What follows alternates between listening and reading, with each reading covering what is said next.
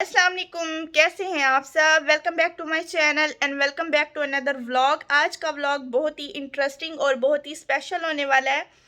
आज जी मैंने special dishes बनाई थी अपने जीजू के लिए, लेकिन उन्होंने कहा कि हम डिनर पे जाएंगे बाहर, तो आप ही को वो डिनर पे लेके गए हैं। उन्होंने तो खाना नहीं खाया। मैंने वैसे ना स्पेशली खाना जीजू के लिए बनाया था, लेकिन कोई बात नहीं।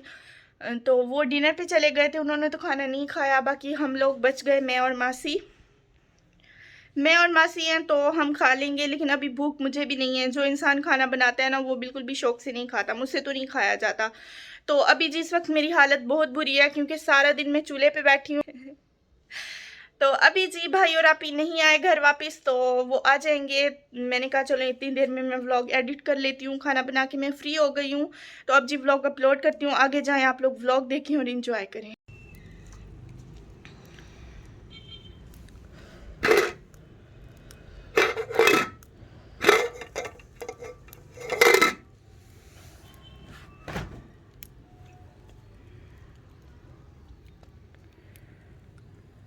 आज का व्लॉग है तो बहुत छोटा सा, लेकिन है बहुत मज़े का और बहुत इंटरेस्टिंग है। आप लोगों को ना बहुत नई चीज़ें देखने को मिलेंगी। अच्छा, मैंने आज गाजर का हलवा बनाया है। मैंने ना गाजरें कद्दूकश नहीं की, क्योंकि अक्सर किसी को मतलब होता है ना कि कोई गाजरें कद्दूकश करता है तो बहुत बुरा लगता है। मैंने जब भी कद्दूकश करती हूँ तो मेरे हाथ कट जाते हैं, या कहीं ना कहीं मेरा नेल्स कट जाते हैं, या कुछ हो जाता है। मतलब मुझे बहुत बुरा लगता है ये काम। तो मैंने कहा चलें आज ना मैं बिना कद्दूकश किए ना गजरेला बनाऊंगी, और बहुत बहुत बहुत बहुत इजी है बनाना। जैसे हम सालन के लिए गाजरें कट करते हैं ना, वैसे करके ना थोड़ा सा गाजरों में ना हम पानी डाल दें, ताकि ना वो अच्छी तरह जब गल जाए, मेल्ट हो जाएंगी जब गाजरें ना। वैसे तो गाजरों का अपना भी पानी होता है, जब हम चीनी डालते हैं तो ये अपना पानी छोड़ देती हैं, लेकिन हमने आधा गिलास इसमें और पानी ऐड करना है, ताकि जो हमारा गजरेला है ना, ये गाजरें बिल्कुल मेल्ट हो जाएं और गल जाएं। जब हमारा पानी ड्राई हो जाएगा गाजरों का, तब हमने इसमें दूध डालना है।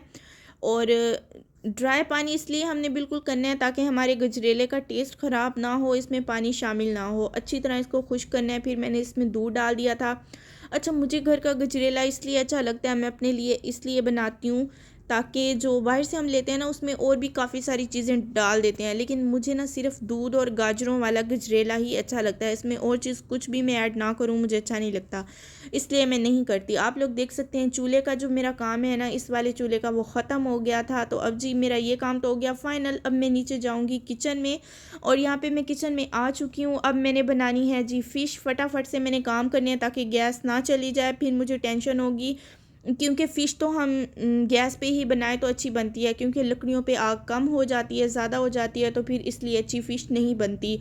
आप लोग देख सकते हैं फ़िश को मैंने फ्राई कर लिया है। थोड़ी सी मैंने फ़िश को मैरिनेट किया है, वो ना आप ही ने कहा था मैं खुद फ्राई करूँगी, और जो मैंने बनानी थी वो मैंने बना ली।